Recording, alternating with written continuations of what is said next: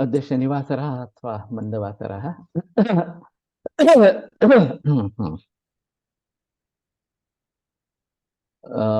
भाद्रपद कृष्ण अष्टमी दिनांक 7 ऑक्टोबर 2023। चरक सूत्रस्थान अध्याय 10। शंखं चक्रं जल दधतमृतघटं चारुदौर्भिः चतुर्भिः सूक्ष्मस्वच्छातिरुद्यांशुकपरिविलसन् मौलिमम्भोजनेत्रं कालाम्भोदोज्ज्वलाङ्गं कटितटविलसच्चारुपीताम्बराढ्यं वन्दे धन्वन्तरिं तन् निखिलगदवनप्रौढदावाग्निलीलम् ब्रह्मणो हि समारब्धाम् आत्रेयाब्देषु पूजिताम् अस्मदाचार्यपर्यन्तं परम्पराम् आयुर्वेदरतं वन्दे माधवाख्यं महागुरुम् आयुर्वेदामृतं सर्वं शिष्येभ्यो यः प्रदत्तवान् द्रष्टाज्ञानी दृष्टकर्मा कृतकर्मा तथैव च अध्यापको विश्वश्रेष्ठो महान् संशोधकस्तथा गुणैरेतैः समुदितैः यत्कार्यं प्रतनोति सः समृद्ध्यर्थं हि कार्यस्य वयं नु प्रयतामहे सरस्वत्यै नमो यस्याः प्रसादात् पुण्यकर्मभिः बुद्धिदर्पणसङ्क्रान्तं जगदध्यक्षमीक्षते आत्रेयं प्रथमं वन्दे आयुर्वेदजगद्गुरुम् आयुर्वेदामृतं सर्वं गृहीत्वा हि सुरेश्वरात् अग्निवेशादिकेभ्यो यत् प्रयच्छत् मुनिसत्तमः प्रथमं तन्त्रकर्तारम् अग्निवेशं नमाम्यहम्।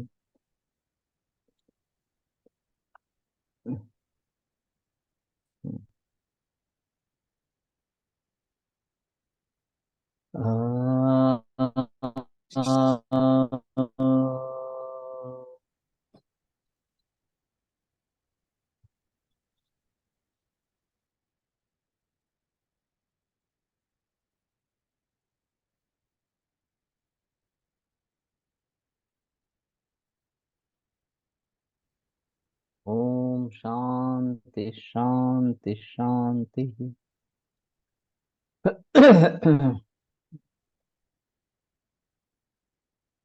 कारणं षोडशगुणं सिद्धौ पादचतुष्टयं विज्ञाता शास्त्रयुक्ता प्रधानम विषगतरतु। तो षोडश गुण कारण, ये जो चार बताए गए अभी, उपस्थाता रोगी पात्र चतुष्टय, तो ये षोडश गुण, हर एक के चार गुण, इस प्रकार से 16 गुण वाला पाद चतुष्टय सिद्धौ कारण, पाद चतुष्टय सिद्धि में कारण इस प्रकार का है। किंतु उसमें प्रधान कौन है? तो विज्ञाता शास्त्रता युक्ता विषगत्र तु प्रधानम, कि जो जानकार इस प्रकार का है, जानने वाला है, जो शासन करने वाला इस प्रकार का है, जिसके गवर्नेंस करने वाला है और उसका उपयोग करने वाला है, योक्ता जो है वो विषय अत्र प्रधान, वो मुख्य है। अभी फिलहाल मोदी सरकार ने काफी कदम उठाए हैं कि आयुर्वेद को बढ़ावा कैसे मिले, तो काफी जगह आयुर्वेद के पोस्ट क्रिएट किए जा रहे हैं और लोगों को इस प्रकार से नौकरी मिल रही है। लेकिन अगर इनको आयुर्वेद आता नहीं है तो बड़ी मुश्किल समस्या इस प्रकार की है, क्योंकि इनके पास डिग्री है, चाहे पोस्ट ग्रेजुएट भी क्वालिफिकेशन हो, एक, लेकिन ना ही कॉलेज में कुछ पढ़ा है, पढ़ाया गया है, और ना ही खुद उन्होंने कुछ कोशिश की है सीखने की, पढ़ने की, वैद्यों के पास जाकर इस प्रकार से। और केवल नौकरी मिल गई है इसलिए वहां पे अगर ज्वाइन हो जाते हैं तो कोई मतलब नहीं रहता उसका। हमारे पुणे में ऐसा हुआ था कि तिलक महाराष्ट्र विद्यापीठ में एक प्रश्न मंच स्पर्धा हुई थी, उसमें पुणे महानगर पालिका के महापौर को बुलाया गया था और नानल सर और वो डायस पर बैठे थे, आपस में उनकी कुछ चर्चा हुई और मुझे तो पता पता नहीं था क्या चर्चा हुई इस प्रकार से। लेकिन नानल सर ने ये बात छेड़ी थी कि कारपोरेशन में ऐसा कुछ आयुर्वेद का होना चाहिए वगैरह वगैरह इस प्रकार का। एक दिन सुबह 10 बजे मुझे नानल सर का फोन आया कि महापौर ने मीटिंग के लिए बोला है 10:30 बजे। 10 बजे मुझे फोन आया था। और तुम जाके बात करो, मैं जा नहीं सकता। तो मैंने कहा ठीक है, मैं जाऊंगा, लेकिन बोलूं क्या, आपकी चर्चा क्या हुई थी? तो बोले नहीं नहीं, आयुर्वेद का कुछ करना है, इतनी मेरी चर्चा हुई थी और बाकी कुछ नहीं हुई है। तुम मुझसे बाकर जाकर वार्तालाप करो, फिर आगे देखेंगे। मेरे लिए काफी कठिन समस्या हो गई। तो फिर भी जाना तो था, चाहिए था। तो मैं गया मिलने के लिए। तो फिर मैंने पूछा कि कारपोरेशन कुछ करती है क्या आयुर्वेद के लिए? तो बोले हाँ, आयुर्वेद की 5 ओपीडी है पुणे महानगर पालिका की। 5 ओपीडीज है। वहाँ कैसा चलता है कारोबार? तो बोले कुछ नहीं चलता। जहाँ पे जो वैद्य निर्धारित किए गए हैं वो कुछ काम के नहीं है। तो मरीज नहीं आते हैं उनके पास इस प्रकार से। तो मैंने पूछा अगर हम वैद्यों का सुझाव देते हैं, आप वहां पे उनको नियुक्त कर सकते हैं क्या? तो बोले हाँ हो सकता है, लेकिन जो पहले वाला वैद्य है वो वैसा ही रहेगा, उसको निकाल नहीं सकते, लेकिन नए वैद्य आप ऑनररी स्तर पर अपॉइंट कर सकते हैं इस प्रकार से। तो मैंने कहा ठीक है, मैं बात कर लेता हूँ। हर दिन जाने के लिए कोई वैद्य चाहिए था। इस प्रकार से। तो 6 वैद्यों की जरूरत थी। तो मैंने पूछताछ की, फिर 6 वैद्य तैयार हो गए जाने के लिए। उनको मैंने कहा कि ये सोशल वर्क है, आपको कुछ भी तनख्वाह नहीं मिलेगी, ऑनरेरियम भी नहीं मिलेगा, कुछ नहीं होगा इस प्रकार से, लेकिन आयुर्वेद का काम होगा। और दूसरी चीज ऐसी है कि तुम्हें एक्सपीरियंस मिलेगा। इस प्रकार से। तो 6 लोगों ने बात मान ली इस प्रकार से। और फिर उनको ऑनररी तौर पर नियुक्त किया गया। एक फुटका बुरुस करके शनिवार वाड़े के यहाँ एक ओपीडी थी। तो प्रायोगिक स्तर पर उस ओपीडी में कार्य आरंभ हुआ। और जैसे ही अच्छे वैद्य वहां पे बैठ गए, तो फिर ओपीडी बढ़ने लगी। बहुत सारी दवाइयां थी, कोई प्रयोग में ही नहीं लाता था, गंगा फार्मेसी की ज्यादातर दवाइयां रहती थी इस प्रकार से। लेकिन जो भी हो, जैसे ताराचंद में काफी बार ये देखा गया है कि वैद्य पूछता था ये दवा नहीं है, ये दवा नहीं है, त्रिफला है, त्रिफला ले दो। तो मैंने कई बार ये डायलॉग सुना था कि कुछ भी नहीं है, गुड़ुची नहीं है, त्रिफला नहीं है, बाकी नहीं है, और गौरीधन वगैरह तो बात के छोड़ो इस प्रकार से। लेकिन यहाँ पे काफी दवाइयां थी, आसवारिष्ट भी काफी थे। तो फिर उन्होंने शुरू की और हर एक की ओपीडी 100, 150, 200 तक जाने लगी एक एक दिन में। तो ऐसे 4-5 बरस निकल गए। ऐसे इसमें ऐसा हुआ, टीमोवी का कोई रोल नहीं रहा, क्योंकि हमने सिर्फ नामों का सुझाव दिया था। कर्तृत्व उन वैद्यों का ही था। अजीत जोशी था, प्रमोद कुलकर्णी था, मीना परदेशी थी। और देख दो थे इस प्रकार के। तो फिर बाद में मेरी एक बार फिर से वो महापौर तो महापौर पद से निवृत्त हो गए। और बाद में एक बार मुझे वो मिले। तो मैंने पूछा कैसा चल रहा है वहां पे? तो मैंने अच्छा चल रहा है, बढ़िया चल रहा है। तो मैंने कहा ये तो वैसे ही मुफ्त काम कर रहे हैं, अपने खर्चे से आते जाते हैं और अच्छा काम कर रहे हैं, तो कोई ऑनरेरियम के लिए तो बारे में सोचो, देने के बारे में। तो बोले हाँ करना है, करेंगे, जरूर करेंगे। और उन्हें सच में किया। 500 रुपये ऑनरेरियम शुरू किया उनको, उन सभी लोगों को। तो इसमें विज्ञाता शास्त्रिता योक्ता प्रधानम विषयगत। विज्ञाता शास्त्रिता योक्ता और प्रधान जो है वो वैद्य ही यहाँ पे है। वैद्य है तो ही सभी पाद बाकी काम करेंगे, वैद्य नहीं है तो कुछ काम नहीं होगा इस प्रकार से। पक्तो ही कारण पक्तुर यथा पात्रेन धना नलाहा, विजयतुर्विजय भूमिश्चमुः प्रहरणानि च। जिस प्रकार कोई पाचक है, आचार्य है, महाराज, और उसकी एक खासियत है। तो केवल उससे काम नहीं बनता। पात्र, ईंधन, अनल, ये सभी जो है अग्नि है, उसका जलन है, पात्र है, ये भी उसमें कारण होते हैं उस सिद्धि के लिए, पाचन सिद्धि जो है उसके लिए।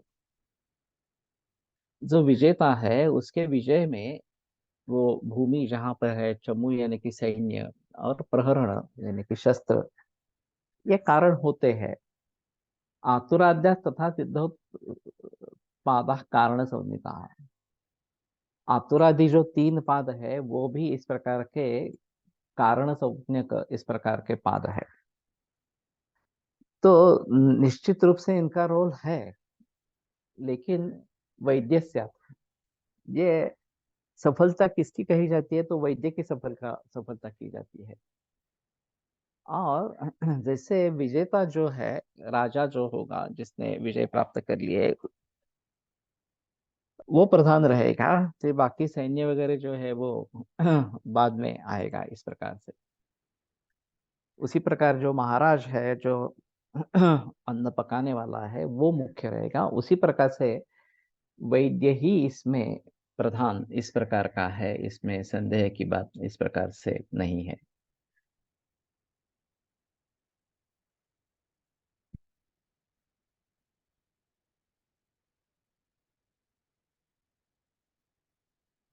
हम्म,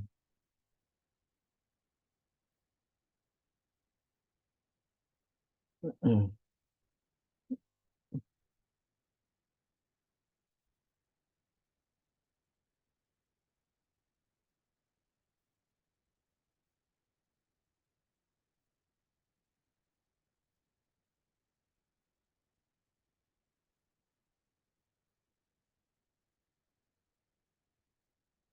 मुक्तू म्हणजे आचार्य, यस।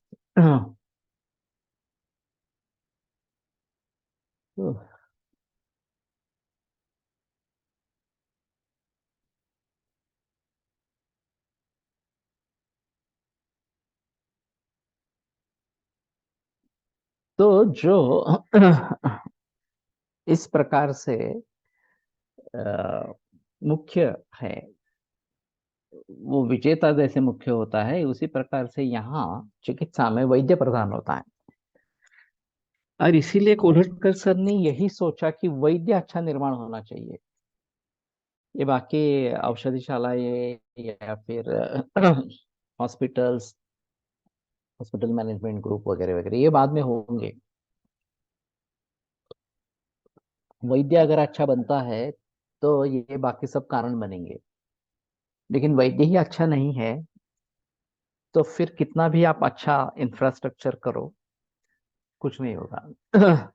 वैसे बड़े बड़े संस्थान है, जामनगर है, जयपुर है, बीएचयू है, वगैरह वगैरह, इस प्रकार से वैद्य नहीं है। वहाँ सभी जगह ओपीडी है, कितनी ओपीडी चलती है, इतना अच्छा सेटअप है, फिर भी ओपीडी नहीं चलती है। हमारा 150-250 कॉलेज है आयुर्वेद की, कितनी ओपीडी चलती है, कुछ भी नहीं चलती। क्योंकि काय चिकित्सा में जिसने एमडी किया है वह वहाँ पे अध्यापक के रूप में लग जाता है, उसको प्रैक्टिस आनी ही है, ऐसा कुछ नहीं है। और फिर अच्छा वैद्य नहीं है तो मरीज नहीं आएंगे, अच्छा वैद्य है तभी मरीज आएंगे। तो मेरा एक सुझाव है कि जो अच्छे प्रैक्टिशनर्स उस शहर में हो, उनको ऑनररी के रूप में वहां पे बुलाया जाए, जैसे हमने कारपोरेशन की ओपीडीज में किया इस प्रकार से। तो छात्रों को देखने को मिलेगा कि आयुर्वेद की प्रैक्टिस कैसी चलती है और किस प्रकार से रोगी ठीक होते हैं। और उनको भी एक अस्पताल की सहायता मिल जाएगी, इंडोर अगर करना है तो अस्पताल में इंडोर कर सकेंगे इस प्रकार से। तो इसीलिए कोलटकर सर ने सभी प्रयास वैद्यों के निर्माण के लिए, मूल ग्रंथ पढ़ने वाले, टीका पढ़ने वाले, प्रैक्टिस करने वाले, इस प्रकार के वैद्य अगर निर्माण होते हैं तो ही ये माहौल बदलेगा, नहीं तो ये माहौल नहीं बदलेगा। और ये काफी लंबी प्रोसेस है ये। इतने आसान से नहीं होता है। पहले मानसिकता बदलनी है, तो मुझे आयुर्वेद करना है, ये मानसिकता निर्माण होना ये बहुत जरूरी है। और फिर उस दिशा में कदम रखने हैं, वैद्यों के पास जाना है, कंठस्थीकरण करना है, मूल ग्रंथ उसकी टीकाओं के साथ पढ़ने हैं, वगैरह वगैरह इस प्रकार के। तो ये बात होती है तो वैद्य बनेंगे, और वैद्य बनेंगे तो ये बाकी चीजें अब अपने आप आएगी। ये जो केरल वाले हो, एबीपी एबीएस, या ये बागेवाड़ीकर शास्त्री हो, या फिर पूगन आनल हो, इन सभी ने फार्मेसी शुरू की। ये अच्छे वैद्य थे, और पहला कदम उन्होंने रखा कि फार्मेसी शुरू करेंगे, कि हमें रिजल्ट देने हैं तो हमारे पास अच्छी दवाइयाँ होनी चाहिए। वैसे भी गंगाधर शास्त्री गोणे ने आफाली की शुरुआत की। और फिर ये वैद्य और वो फार्मेसी मिलकर आगे बढ़ते रहे, फिर अस्पताल खुले उसके बारे में। इंडोर ट्रीटमेंट होने लगी, और फिर माहौल बदलता गया।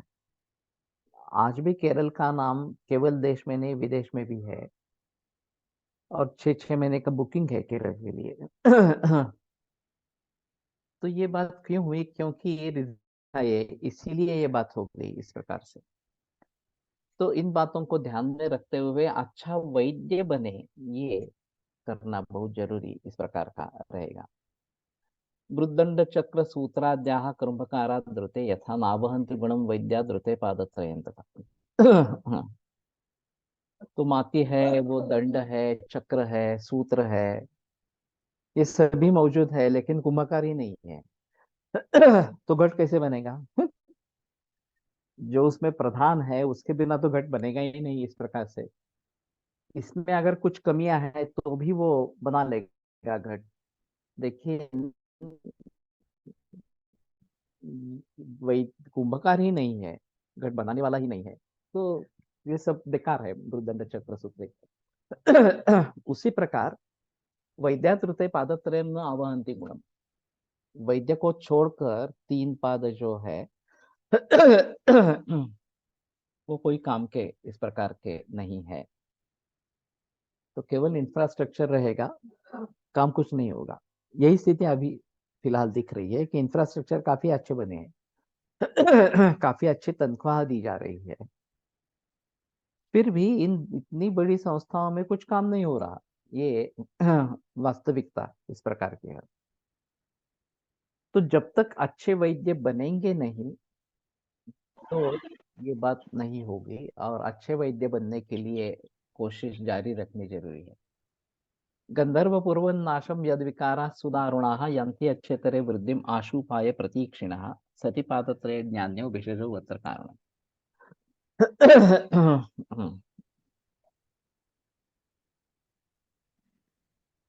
तो आशुपाय प्रतीक्षिणः, तात्काल उपाय की अपेक्षा करने वाले, उनकी प्रतीक्षा करने वाले इस प्रकार के विकाराः। वो कैसे कि सुदारुण इस प्रकार के विकार है। और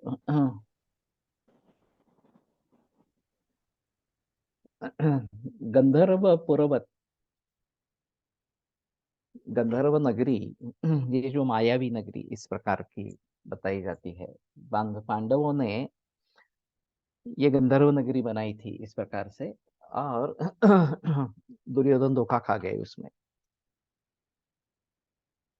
तो वैसे ये विकार है। और उनका नाश भी हो सकता है, और उनकी बढ़ोतरी भी हो सकती है। यान्ति अच्छेतरे वृद्धिम नाशम अथवा वृद्धिम प्राप्नुवन्ति। Many Ayurvedic private colleges don't want patients.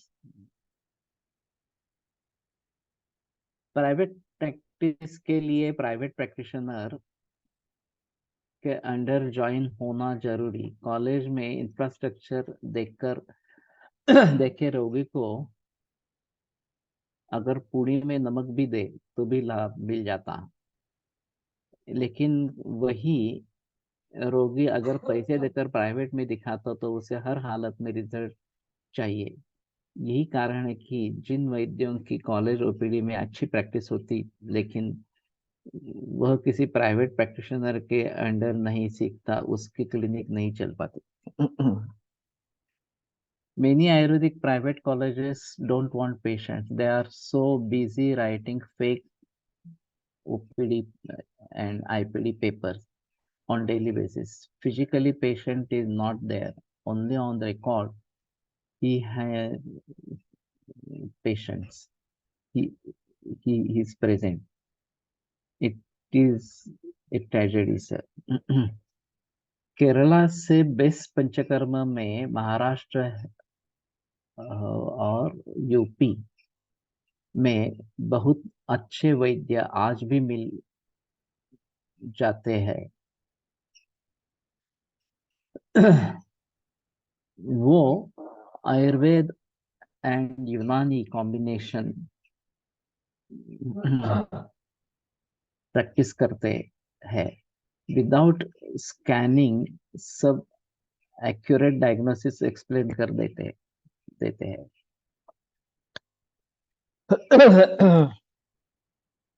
वास्तव में ऐसा है कि कॉलेज का मुख्य रोल अध्यापन करना इस प्रकार का है, सिखाना, छात्रों को, वैद्यों को सिखाना। और कॉलेज में अगर मरीज ही नहीं है तो वैद्य कैसे, छात्र कैसे सीखेंगे, ये सबसे अहम मुद्दा है। और जो वहां पे पढ़ाने वाले हैं उनको इसके बारे में कोई शर्म लज्जा नहीं होती है कि मैं इतनी बड़ी तनख्वाह ले रहा हूँ और मैं कुछ काम नहीं कर रहा हूँ, इस प्रकार से। और महाराष्ट्र और कर्नाटक में जो कॉलेज स्थापित हुए हैं वो सभी राजकारणी लोगों ने स्थापित किए हैं, और उनका मकसद केवल और केवल पैसा कमाना, इतना ही है, बाकी कुछ नहीं है। कैपिटेशन फी मिलती है, और ऑन पेपर अध्यापक भी होते हैं वगैरह वगैरह, ये सभी बातें मालूम है सभी को इस प्रकार की। ऑन पेपर स्टूडेंट्स भी रहते हैं। तो किसी को कुछ लेना देना ही नहीं है कि सच्ची रूप में सीखना है, ये किसी के मन में है ही नहीं, तो कैसे होगी सिखाई उसकी। जब बाहर से लोग पुणे में आते हैं, अभी पुणे आयुर्वेद का हब है, अभी केरल वाले भी जान गए कि पुणे में काफी अच्छा आयुर्वेद है। वो पहले समझते थे कि केरल जैसा आयुर्वेद कहीं भी नहीं है, इस प्रकार से।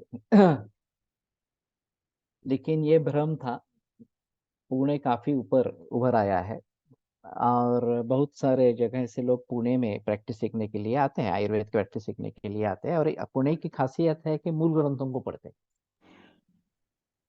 केरला में मलयालम में जो ग्रंथ प्रचलन में है उनका अध्ययन पाठन वगैरह होता है, मूल संस्कृत पढ़ाया नहीं जाता। सहस्त्र योग उनकी अच्छी किताब है, लेकिन वो मलयालम में जो है वो उसका प्रयोग करते हैं। संस्कृत वाली जो किताब है उसमें काफी गलतियां हैं, लेकिन संस्कृत का ध्यान नहीं है। तो कहने का तात्पर्य अर्थ ये है कि अभी केरल के सभी ट्रेडिशंस का प्रचलन महाराष्ट्र में शुरू हो गया है। यहाँ से लोग केरला में गए, उनकी प्रैक्टिस सीख ली, यहाँ पे शुरू कर दी। और हमारी जो खासियत है केस टेकिंग, ये जैसे कि सर्वांगीण दृष्टि से मरीज को देखना, कारणों को देखना, आयुर्वेद निदान करने की कोशिश करना, ये महाराष्ट्र की खासियत है, वो केरल में नहीं है। एलोपैथिक डायग्नोसिस और आयुर्वेदिक ट्रीटमेंट, इस प्रकार की स्थिति होती है। ट्रीटमेंट आयुर्वेदिक देती है, उनके कुछ विचार पक्के हैं कि ये सामावस्था है, निरामावस्था है वगैरह, इसमें ये करना है वो करना है, उसमें संदेह की बात नहीं है। यशस्विता भी अच्छी है, वो भी संदेह की बात नहीं है। लेकिन चरक संहिता जैसा मूल ग्रंथ बिल्कुल प्रचलन में नहीं है, जो तत्व ज्ञान के बारे में बताता है, केवल वाग्भट ही प्रचलन में है, या सहस्त्रयोग वगैरह इस प्रकार की पुस्तक है। तो नतीजा इस प्रकार का है कि जो भी प्रचलन में इस प्रकार से है, वो भी आधे अधूरे इस प्रकार के प्रचलन में है। Please off your mic.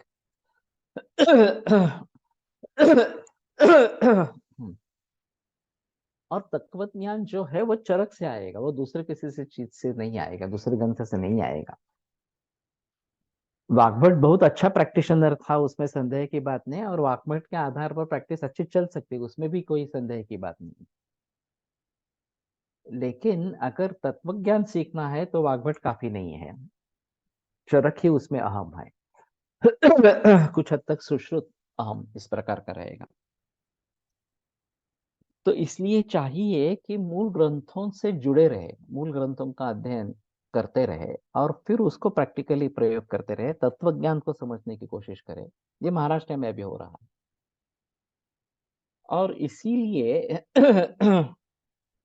एक आशा का किरण है महाराष्ट्र अभी के हिसाब से। केरल में उनकी अलग ट्रेडिशन है, वो चलते रहेंगे अपने अपने तरीके से। अभी वहां के लोग भी चरक पढ़ने लगे, ये भी अच्छी बात है। ये बिल्कुल पहले पढ़ते नहीं थे, वो अभी पढ़ने लगे इस प्रकार से।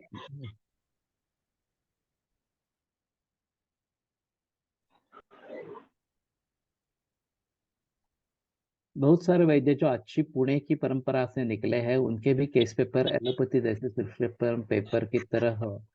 जब प्रश्न परीक्षा नहीं हो पाई तो तो सही है। तो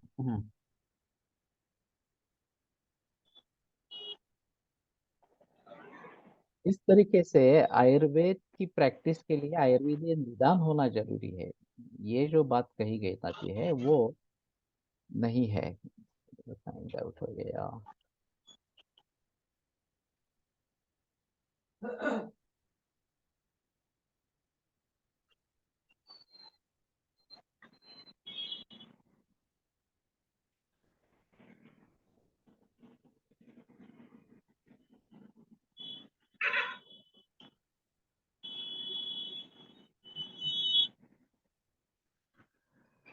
जिसकी भी माइक चालू है वो अपने माइक को बंद करे, मैं बार बार बंद कर चुका हूँ।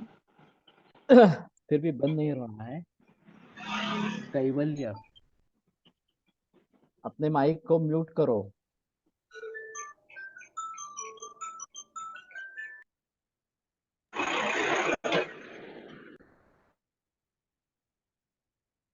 म्यूट नहीं हो रहा है यहाँ से।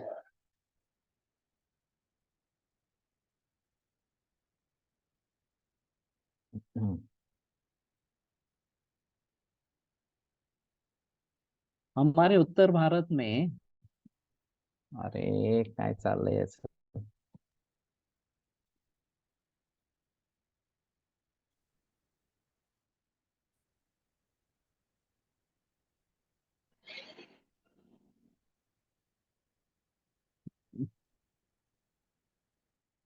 माइक लोकेट करना एक मोठा उद्योग होऊन बसतो। हमारे उत्तर भारत में हम लोगों ने शुरू से ही चरक पढ़ी है, क्योंकि हमारे समय में केवल अष्टांग संग्रह का सूत्र स्थान ही बीएमएस में था। अष्टांग हृदय तो अब जाकर एडवी है। साइन आउट झाले तरी आवाज आणि स्क्रीन डिस्प्ले होत आहे, त्यामुळे कंटिन्यू केले तरी चालेल। वही तो कर रहा हूं मैं अभी, क्योंकि मैं केवल साइन आउट होता हूँ, आप सभी साइन इन रहते हैं, तो फिर से शुरू हो जाता है। लेकिन ये बार बार इस प्रकार की तकलीफ क्यों आ रही है, इंटरनेट कनेक्शन स्टेबल क्यों नहीं मिल रहा, ये बड़े आपत्ति का विषय है। मैंने मोबाइल से भी किया था, आज मिटिनी से कर रहा हूँ, लेकिन दोनों में वही तकलीफ है। मोबाइल से किया तो भी वही बात है, और ब्रॉडबैंड के जरिए किया तो भी वही बात है। तो आशुपाय प्रतीक्षण सुदारुण विकार, जिनको तात्काल उपाय की अपेक्षा है, इस प्रकार के सुदारुण विकार गंधर्व पूर्व नाशम गयांती, गंधर्व नगरी जैसे नाश उनका हो जाता है, नष्ट हो जाते हैं। यच्च इतरे वृद्धिम यान्ति, और उसी प्रकार के दूसरे रोग बढ़ जाते हैं। सती पादत्रय, पादत्रय कॉमन है। तो ज्ञाज्ञ विशेष अत्र कारणम, तो ज्ञ और अज्ञ वैद्य यहाँ पे कारण है। तो ज्ञ वैद्य है तो विकारों का नाश हो जाएगा, और अज्ञ वैद्य है तो विकार बढ़ जाएंगे। तो कहने का तात्पर्य अर्थ ये है कि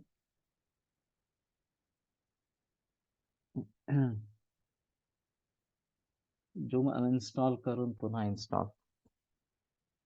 ठीक है, देखेंगे, कोशिश करेंगे। जूम का प्रॉब्लम है या नेटवर्क का प्रॉब्लम है। कोलटकर सर ने ग्रंथोक्त सर्वांगीण चिकित्सा प्रचार में लाई। शायद भारत में यह पहला प्रयास होगा। हाँ, मुझे भी लगता है। नामल सर इस प्रकार से करते थे, बापू नामल सर, लेकिन ये केवल उनके प्रैक्टिस में थे। उनके ज्यादा छात्र नहीं है। उपेंद्र दीक्षित नानल सर का छात्र है, नरेंद्र पेंटसे नानल सर का छात्र है। लेकिन कोल्हटकर सर के जितने छात्र हैं वो देखने के बाद सभी में ये प्रचलन आ गया इस प्रकार से। और आयुर्वेदी चिकित्सा के लिए आयुर्वेदीय निदान होना जरूरी है। ये बात लोग समझ ही नहीं रह पा रहे थे। हम्म, कारण झूम मध्ये आय थिंक हा प्रॉब्लेम येतोय, गो टू वर नव्हता। अभी मुझे याद नहीं है गोटू पर इस प्रकार का प्रॉब्लम था नहीं था। तो जूम एक बार अनइंस्टॉल करके फिर इंस्टॉल करेंगे, देखेंगे, कोशिश करते हैं। और फिर आगे बढ़ेंगे। तो ज्ञ और अज्ञ वैद्य यहाँ पे कारण है। और आशुपाय प्रतीक्षण सुदारुणा विकारा, तात्काल उपयोग, उपाय जिसमें होना चाहिए, इस प्रकार की प्रतीक्षा करने वाले अत्यंत दारुण इस प्रकार के विकार गंधर्व पूर्व जैसे तत्काल नष्ट हो जाते हैं अगर न्य वैद्य है। और अन्य वैद्य है तो तत्काल बढ़ जाते हैं इस प्रकार के। तो सभी बातें वैद्यों पर निर्भर है। सबसे अहम मुद्दा है कि ये सभी बातें वैद्यों पर निर्भर है। वरमात्मा हुतो ज्ञेन न चिकित्सा प्रवर्तिता, पाणिचाराद यथा चक्षु अज्ञानात भीत भीतवत, नवमारुत वशे वाद्यो भिषक चरति कर्मसु। जो अच्छा वैद्य नहीं है उसकी निंदा यहाँ पे की गई है। तो वरमात्मा होता, आत्माहुति दे देंगे, अगर मृत्यु भी हो जाती है तो भी ठीक है। अन्य न चिकित्सा न प्रवर्तिता, अन्य के द्वारा चिकित्सा नहीं लेनी है इस प्रकार से। तो उस प्रकार की चिकित्सा से जितना नुकसान होगा उतना रोग से भी नहीं होगा। अभी फिलहाल एलोपैथी में ये बात बिल्कुल सही इस प्रकार की है। वो तो ज्ञ है, एलोपैथी के प्रैक्टिशनर जो है वो ज्ञ है, लेकिन शास्त्र ही अच्छा नहीं है। शास्त्र ही मूल तक पहुंचता नहीं है, सर्वांगीण दृष्टिकोण रखता नहीं है, और केवल सिम्टोमेटिक रिलीफ में ही धन्यता मानता है। तो इस प्रकार की चिकित्सा लेने के बजाय बेहतर है कि मृत्यु आ जाए, रोग से मृत्यु आ जाए। रोग को भी झेलना पड़े, औषधियों को भी झेलना पड़े, उसके दुष्परिणाम को भी झेलना पड़े, ये दोनों चीजें साथ में अगर होती है तो ज्यादा नुकसान होता है। केवल रोग से अगर नुकसान होता है तो पॉसिबिलिटी है कि ज्ञ वैद्य अगर मिलेगा तो रोग में राहत इस प्रकार के आएगी। लेकिन अन्य वैद्य है या इस प्रकार की अन्य चिकित्सा है जो सही रूप में शास्त्र नहीं है इस प्रकार से, और उसका पूरे विश्व भर में प्रचलन है इस प्रकार से, तो समाज का भला कैसे होगा? मूल रूप से रोग निर्माण ही न हो इसके लिए प्रयास करना चाहिए। स्वस्थ वृत्त जो है उसका भली भांति पालन होना चाहिए। लेकिन एलोपैथी में ये भी नहीं है। और बीमारी होने पर सिर्फ सिम्टोमेटिक रिलीफ को ट्रीटमेंट समझना, ये दूसरी बड़ी भूल इस प्रकार की है। और इन दोनों के जरिए क्वालिटी ऑफ लाइफ बहुत बिगड़ गई इस प्रकार की है। खास करके कैंसर वगैरह जैसे रुग्णों में ये बात स्पष्ट रूप से प्रतीत होती है कि अगर एलोपैथी नहीं करते तो ज्यादा अच्छा होता। एलोपैथी करने से और बिगड़ गया इस प्रकार से। तो परमात्मा होता तो फिर बेटर ऑप्शन है कि मर जाए इस प्रकार से, लेकिन अन्य से चिकित्सा न करे इस प्रकार से। पाणिचारा तथा अचक्षु अज्ञानात भीत भीतवत।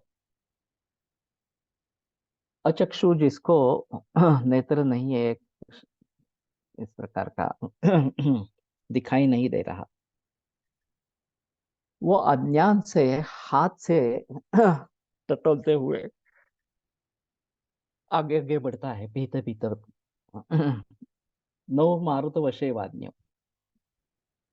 और जैसे नौका पवन के हिसाब से चल रही है, जहां पवन लेके जा रहा है वहां जे लेके जा रही है, इस प्रकार से हमारे हाथ में उसका कुछ कंट्रोल नहीं है। अज्ञा भिषक कर्म सुचरति। उस प्रकार ये अज्ञ वैद्य कर्म के बारे में आचरण करता है या कर्म के बारे में कर्म करता रहता है, तो उसको कुछ पता नहीं चलता कि क्या चल रहा है, कैसे चल रहा है। और फिर उससे काफी भूल हो सकती है। और ये अगर भूल इस प्रकार की हो गई तो मरीज को बहुत ज्यादा कष्ट झेलने होते हैं, उसकी स्थिति और बिगड़ जाती है। रोग से बिगड़ी है ही, चिकित्सा से भी बिगड़ गई इस प्रकार से। तो ज्ञ वैद्य होना बहुत जरूरी है। जो जानकार है, सभी बातें जानता है, वही इस प्रकार से आगे बढ़ सकेगा। यदृच्छया समापन्नम उत्तार्यम नियतायुषम भिषंमानि निहंत्याशु शतानि अनियतायुषम। तो ये बात कभी कभी दिखती है कि ऐसे लोगों को भी सफलता मिलती है जिनको बिल्कुल ज्ञान नहीं है इस प्रकार से। तो यदृच्छा वहां पे कारण है। तो नियत आयुष इस प्रकार का कोई मरीज है जिसका आयुष निर्भर है, निश्चित है, और फिर यदृच्छा से उसको सफलता मिल रही है उस वैद्य को, उस पर्टिकुलर मरीज में, तो वो अपने को अच्छा वैद्य समझने लगता है, भिषंग मानी। अरे मैं बहुत बड़ा वैद्य हूँ, मैंने इस प्रकार की कंडीशन को उसको ट्रीट किया वगैरह वगैरह इस प्रकार से, और वो अच्छी सफलता पाई वगैरह इस प्रकार से। तो शतानी अनियतायुषाम निहंति। सैकड़ों अनियत जिनका आयुष है उनको वो मार देता है, इस प्रकार के अपने को वैद्य समझने वाला इस प्रकार से। और ये काफी मात्रा में लोग मिलते हैं इस प्रकार से कि जिनको कुछ खुद कुछ ज्ञान नहीं है, अनुभव नहीं है, कुछ एक दो इस प्रकार के अनुभव होंगे, उसके आधार पर बताते रहते देखो इसमें कितना अच्छा रिजल्ट आ गया, तुम्हें भी अच्छा रिजल्ट आ जाएगा इस प्रकार से। केमोथेरेपी का success rate 2.1% in US and 2.3% in Australia, इतना ही है, लेकिन उसको बढ़ा चढ़ा के लोगों को दिखाते हैं, और फिर उनके तरफ अंगुली निर्देश करके देखो इनके में इनमें कैसे अच्छे रिजल्ट मिल गए, तुम्हें भी मिल जाएंगे, ऐसे करके केमोथेरेपी के लिए जबरदस्ती करवाते हैं। तो ये बात जैसी है कि सैकड़ों लोग उसमें केमोथेरेपी से बहुत बुरी तरीके से मर जाते हैं। और इसीलिए अभी समाज में मत में परिवर्तन आ रहा है, अभी मरीज आ रहे हैं कि हमें केमोथेरेपी लेनी ही नहीं है, कुछ भी हो इस प्रकार से। मेरे पास काफी इस प्रकार के मरीज आते हैं जिन्होंने केमोथेरेपी के बारे में सुना है, उनके अनुभव देखे हैं इस प्रकार से, और फिर वो चाहते हैं कि मुझे केमोथेरेपी करनी ही नहीं है, चाहे मौत भी आ जाए तो भी चलेगा इस प्रकार से। और उनके पास एक ऑप्शन उपलब्ध है कि मेरे बारे में सुना है और इतने इतने बड़े मरीज अच्छे हुए हैं इस प्रकार से। जब तक ऑप्शन ही नहीं था, आयुर्वेद के इस प्रकार के जाने माने चिकित्सक अगर नहीं है, तो मुसीबत वाली बात होती। नानल सर ने जब आक्टे की ट्रीटमेंट की, आक्टे सर की ट्रीटमेंट की ल्यूकेमिया में, एक्यूट ल्यूकेमिया में, और आक्टे सर को चाहिए था कि पब्लिसिटी करें, क्योंकि उनको खुद कैंसर एक्सपर्ट बनना था। और सफल रहे इसमें। एक तिलक स्मारक मंदिर में पुणे में एक काफी कैंसर साध्य के असाध्य इस प्रकार का एक परिसंवाद जैसे हुआ था आम लोगों के लिए। तो नामल सर मुख्य थे, राघव गोखले सर थे, आप्टे थे, उनका परिवार था पूरा इस प्रकार से। और फिर आप्टे सर ने ऐलान किया, नहीं नहीं, मैं मुझे इस प्रकार से ल्यूकेमिया हुआ था, नानल सर ने मुझे ट्रीट किया वगैरह वगैरह, और मैं तंदुरुस्त हो गया हूँ। तो इसका बहुत बड़ा इम्पैक्ट नानल सर पर पड़ा। उनकी आगे की प्रैक्टिस केवल कैंसर में ही बढ़ती रही, और हर दिन 5 नए केसेस, ऐसे 1.5 महीने तक उनकी अपॉइंटमेंट्स फुल होती थी नानल सर की। और बीच में कोई मरीज इस प्रकार का आता है तो कहते थे नहीं, हम नहीं कर पाएंगे। आपको 1.5 महीने के बाद ही आना पड़ेगा इस प्रकार से। मेरा एक अजीब अनुभव नानल सर के बारे में रहा था। एक 15-16 बरस का युवा लड़का, स्टमक कैंसर था। पेट में दर्द था, उल्टियां होती थी वगैरह वगैरह। तो मैंने दवाइयां शुरू की, दूध पे रखा, काफी अच्छा चला, दूध जाने लगा। और फिर पेट दर्द कब बंद हो गया, सर्दी बंद हो गई वगैरह वगैरह। ऐसे 6 महीने अच्छे गए। फिर बाद में वो बिगड़ने लगा।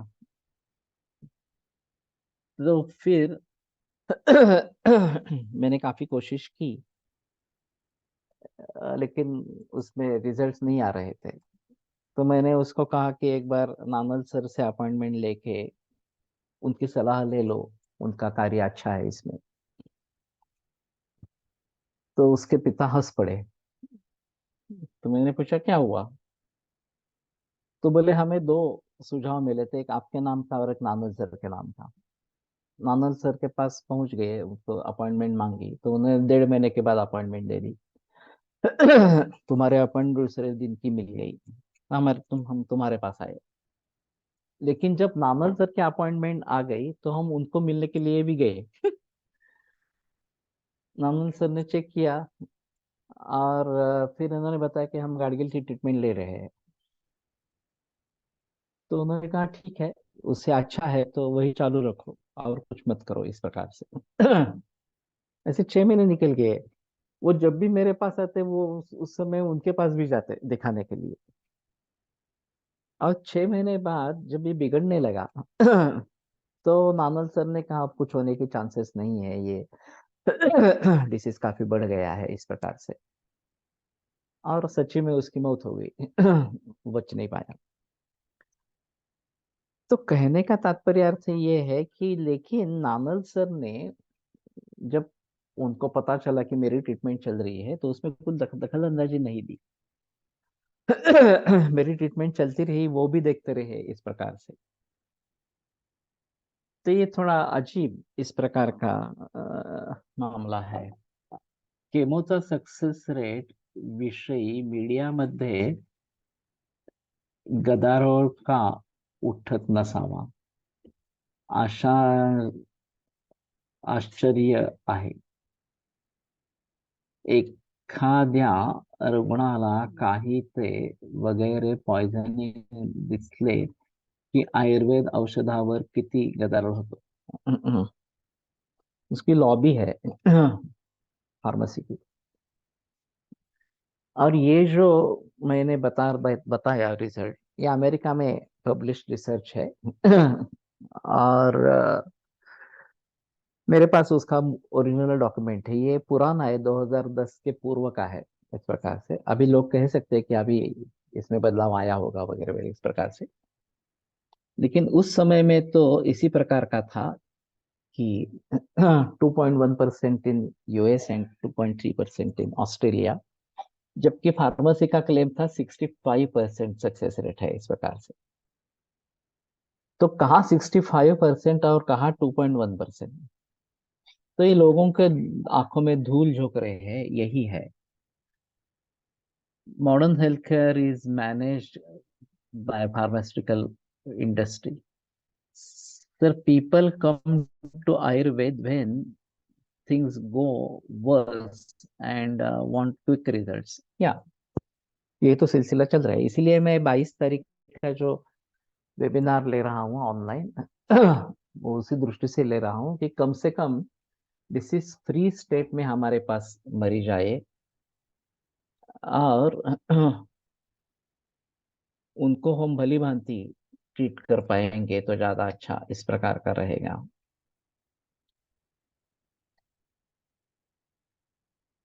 और आगे वाली पीढ़ी जो है, और फिर हम उनको ये भी बताएंगे कि आयुर्वेद में कितनी अच्छी चिकित्सा है कैंसर के लिए। तो शायद लोग मानेंगे और आयुर्वेद में आने की कोशिश करेंगे। तो शुरू से अगर मरीज आते हैं तो अच्छी बात रहेगी। कम से कम डिसीज फ्री स्टेट में तो आना चाहिए। लेकिन उसमें भी ऐसा होता है कि एलोपैथी वाले तो कुछ कहते नहीं है डिसीज फ्री स्टेट ले हमारे पास आने के लिए। उनको डर लगता है कि अगर वो उस समय में हमारे पास आएंगे तो अगर रिकरेंस होगा तो हमारे पास वापस आएंगे, उनके पास नहीं जाएंगे, तो उनका ब्रेड एंड बटर छीना जाएगा। वास्तव में डिसीज फ्री स्टेट में एलोपैथी में कुछ नहीं है, तत्वज्ञान ही नहीं है, फिर से डिसीज दोहराए नहीं इस प्रकार से।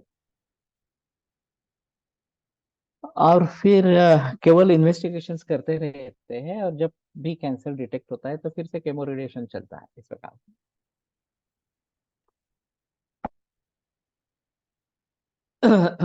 मैं सक्सेस रेट एलोपैथी का ज्यादा लोगों तक बताना नहीं चाहता, क्योंकि लोगों को आयुर्वेद के बारे में कुछ मालूम नहीं है, होम्योपैथी के बारे में कुछ मालूम नहीं है, नेचुरोपैथी के बारे में कुछ मालूम नहीं है।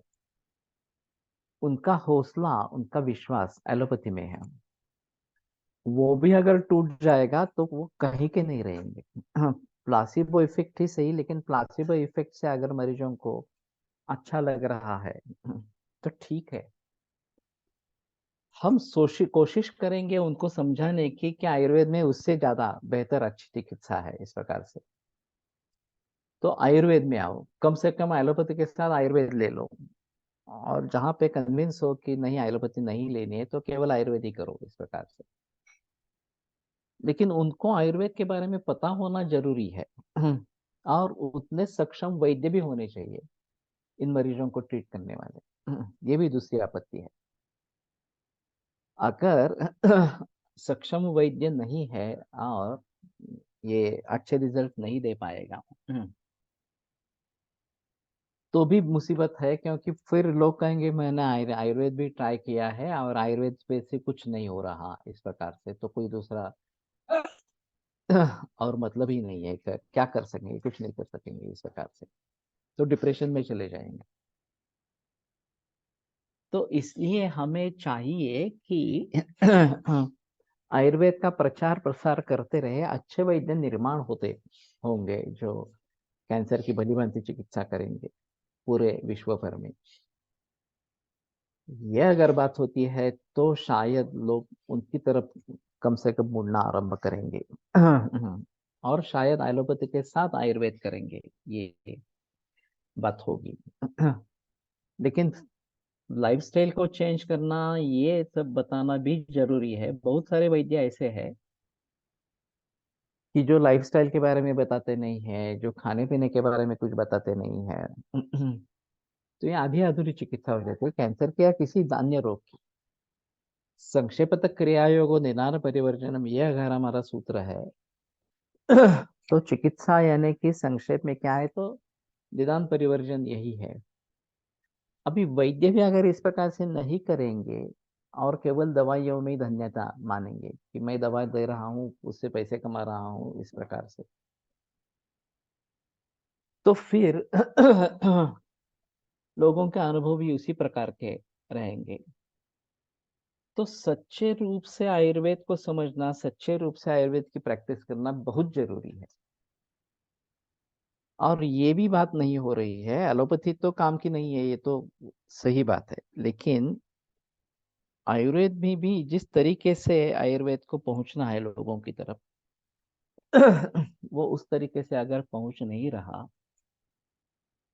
तो एलोपैथी जैसा आयुर्वेद का हो जाएगा कि ये हमने कोशिश की लेकिन फायदा नहीं हुआ इस प्रकार से अच्छे वैद्य के जरिए भी इस प्रकार की स्थिति हो सकती है। तो कहने का तात्पर्य अर्थ ये है कि हमें ज्ञान लेते रहना चाहिए इस प्रकार से। तस्मात् शास्त्रे अर्थविज्ञाने प्रवृत्तौ कर्मदर्शने विशक्तत्वे युक्तः प्राणाभ्यासः उच्यते। कि शास्त्र, अर्थ जानना, प्रवृत्ति और कर्म दर्शन, इन चारों में जो युक्त इस प्रकार का वैद्य है वो प्राणाभिसर है। वो जाने वाले प्राणों को भी खींच खींच के लेकर वापिस आता है इस प्रकार से। तो जान बचाने वाले इस प्रकार के ये वैद्य है। एलोपैथी चिकित्सा का लाभ न मिलने पर चिकित्सक बदलते हैं, लेकिन आयुर्वेद उपचार का नाम न मिलने पर चिकित्सक बदलने की जगह आयुर्वेद को ही दोष देते हैं।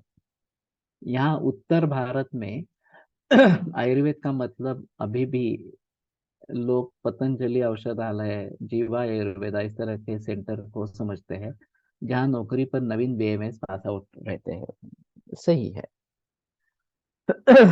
सेकंड ओपिनियन इस प्रकार से, जिस प्रकार से एलोपैथी में लिया जाता है, और उसमें बदलाव भी आ सकता है। एक डॉक्टर कुछ कहे, एक दूसरा डॉक्टर कुछ अलग कहे, इस प्रकार की बात होती है। तो अभी एक सेकंड ओपिनियन काफी प्रचलन एलोपैथी में है। वैसे आयुर्वेद में अगर किसी नए वैद्य को सफलता नहीं मिल रही है, और जितनी सफलता मिलनी चाहिए थी उतनी तो कम से कम होनी चाहिए, उतनी भी नहीं मिल रही है, तो उसको सजग होकर किसी बुजुर्ग वैद्य के पास उस मरीज को भेजना है जो भली भांति उसकी चिकित्सा करे। वैद्य खुद कहेगा तो उसकी आमदनी कम होगी, ये सही बात है। लेकिन अगर अच्छी सलाह मिलती है और पेशेंट को अच्छे रिजल्ट्स आते हैं तो पेशेंट भी मानते हैं, हाँ इन्होंने मुझे अच्छे वैद्य के पास भेज दिया और फिर मुझे अच्छा रहा, तो ये वैद्य भी अच्छा है। वो समझ पाता है कि मैं किसको ट्रीट पार कर रहा हूँ और मेरी सक्षमता उसमें है या नहीं है इस प्रकार से। लेकिन मेरे जैसा कोई दूसरा वैद्य है ही नहीं, इस प्रकार के अगर समाज उनके मन में है, ये बुजुर्गों से भी बात हो सकती है कि रिजल्ट नहीं मिल रहे हैं तो किसी दूसरे वैद्य के पास भेजना ये काफी मुश्किल मामला होता है। और फिर उसके पास जाकर भी रिजल्ट मिलेंगे नहीं मिलेंगे इसके बारे में कोई बता नहीं सकता, संदेह इस प्रकार का रहता है, खास करके कैंसर के बारे में। अन्य रोगियों के बारे में थोड़ी ये बात हो सकती है, दूसरे लोगों का अनुभव इसमें हो सकता है। तो मैंने भी इस प्रकार की सलाह ली है कि किसी दूसरे वैद्य की सलाह इस प्रकार से ली है, जो मेरे छात्र रहे हैं इस प्रकार से। लेकिन कैंसर में वो बोलते हैं नहीं नहीं आप ही करो जो करना है वो। हमें उतना एक्सपीरियंस कैंसर में नहीं है, और ये बात सही है। तब मेरे जैसा व्यक्ति किसके पास जाए? ये बड़ी चुनौती है, ये बड़ी समस्या है इस प्रकार से। ग्रंथों के अलावा मेरी कुछ सहायता करने वाला इस प्रकार का नहीं है।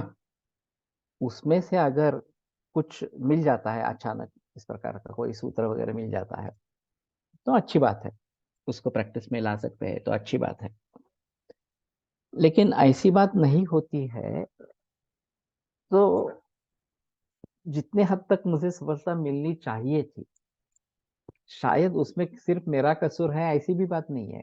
मरीजों का भी कसूर होता है, या फिर उनको मानसिक तनाव अचानक हो जाता है, कोई हादसा हो जाता है घर में इस प्रकार से, और उसके जरिए वो बिगड़ते हैं, उसका आयुर्वेद ट्रीटमेंट से कोई संबंध नहीं है।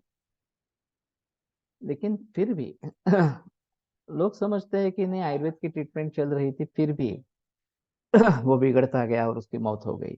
जैसे 15-16 बरस के वैसे की लड़की की बात मैंने की थी, मालूम नहीं उसमें क्या हुआ था कि ये फिर से क्यों बिगड़ने लगा इस प्रकार से। लेकिन कुछ बातें इस प्रकार की हो सकती है। आ, वो अगर हम भली भांति समझ पाएंगे तो शायद कुछ बात बनती है।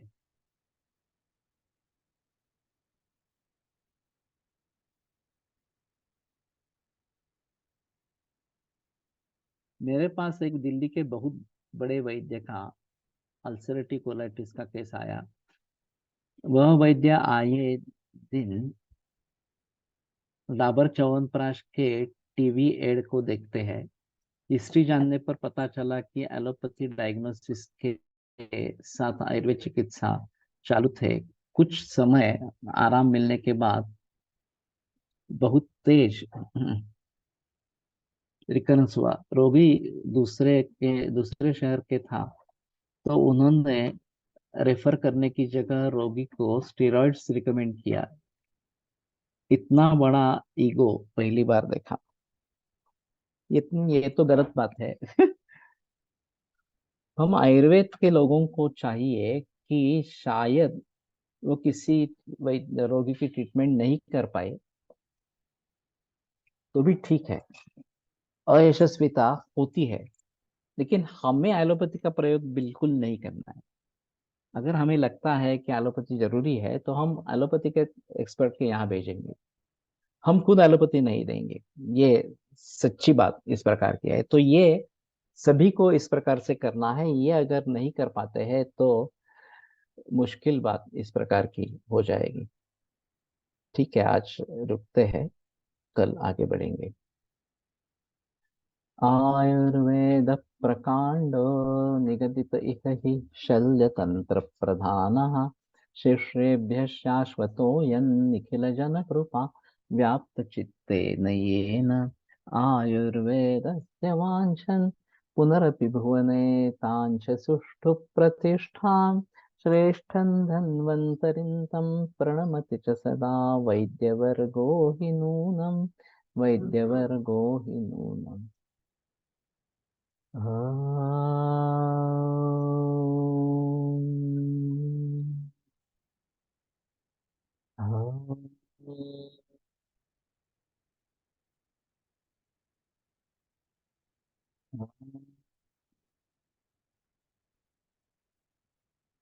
ॐ शान्ति शान्ति शान्तिः। विरम्यते व्याख्यानव्यापारः। श्वः पुनरपि मिलिष्यामः, परश्वः पुनरपि मिलिष्यामः। ये यहाँ पे चालू दिख रहा है, अजीब बात है।